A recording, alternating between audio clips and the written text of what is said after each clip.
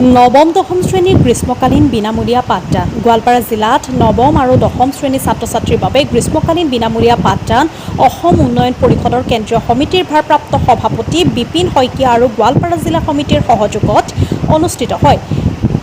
কাৰিপাৰা হাৰাপাৰ M E. স্কুলত 5 জুলাইৰ পৰা 31 জুলাইলৈ পাঠদান।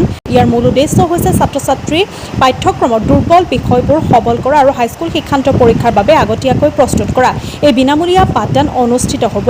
গণিত, বিজ্ঞান, ইংৰাজী আৰু সমাজ বিজ্ঞানৰ মূল বিষয়সমূহত অভিজ্ঞ শিক্ষকে পাঠদান কৰিব। দুৰ্বল আৰু অৰ্থনৈতিকভাৱে পিছপৰা পৰিয়ালৰ ছাত্ৰ ছাত্ৰীয়ে যাতে গৰম বন্ধত পঢ়া শুনাৰ পৰা আঁতৰি নাযায় তাৰ বাবে এই ব্যৱস্থা কৰা হৈছে। পাঠদানৰ লগতে শিক্ষকসকলক বিনামূলীয়া অধ্যয়ন সামগ্ৰীও প্ৰদান কৰা হ'ব। অসম উন্নয়ন পৰিষদৰ নেতৃত্বত আমি এইবেলি আমাৰ গোৱালপাৰা জিলাৰ উন্নয়ন সমিতিয়ে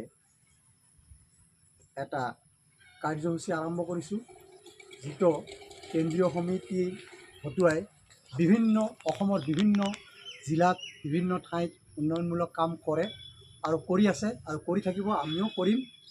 গতিকে এইবেলি আমাৰ গোৱালপাৰা জিলা সমিতিয়ে আমাৰ কাৰিপাৰা এটা উন্নত ৰাস্তা ঘাটৰ উন্নত নথকা ঠাই। গতিকে আমি কাৰিপাৰা এম.ই. স্কুলত আমাৰ দশমমান নৱমমান শ্ৰেণীৰ পাঠদান আৰম্ভ কৰিছোঁ। বিনামূলীয়া পাঠদান, এইটো গ্ৰীষ্মকালীন পাঠদান। ইয়াত বিভিন্ন এলেকাৰ দুখীয়া ছাত্ৰ ছাত্ৰীসকলক আমাৰ অধিক উন্নতমানৰ শিক্ষিত শিক্ষাগুৰুসকলক নিয়োগ কৰিছোঁ। তেওঁলোকে এই মাহটো সুন্দৰভাৱে পাঠত অংশগ্ৰহণ কৰিব পাৰিব, তেওঁলোকে পাঠ গ্ৰহণ কৰিব পাৰিব।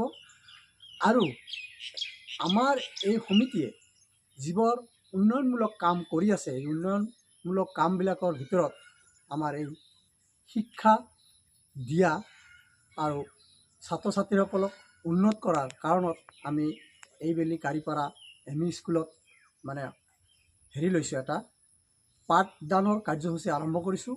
গতিকে মই এই এলেকাৰ সমূহ ৰাইজক কৰজোৰে অনুৰোধ কৰিছোঁ, তেখেতসকলে যেন ছাত্ৰ ছাত্ৰীসকলক আমাৰ এই পাঠদান কাৰ্যসূচীত অংশগ্ৰহণ কৰোৱায় আৰু শিক্ষা গ্ৰহণ কৰি লৈ উন্নত হ'ব পাৰে। আমাৰ এই পাঠদান কাৰ্যসূচীত ইংৰাজী, গণিত আৰু বিজ্ঞান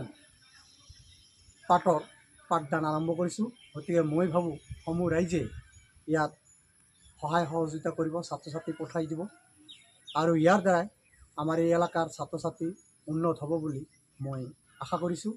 আৰু আমাৰ এই জিলাৰ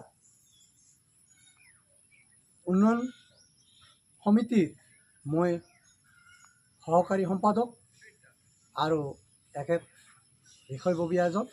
গতিকে আমাৰ হতুৱাই 5 তাৰিখৰ পৰা জুলাই মাহৰ 5 তাৰিখৰ পৰা 31 তাৰিখলৈকে এই কাৰ্যসূচী চলিব।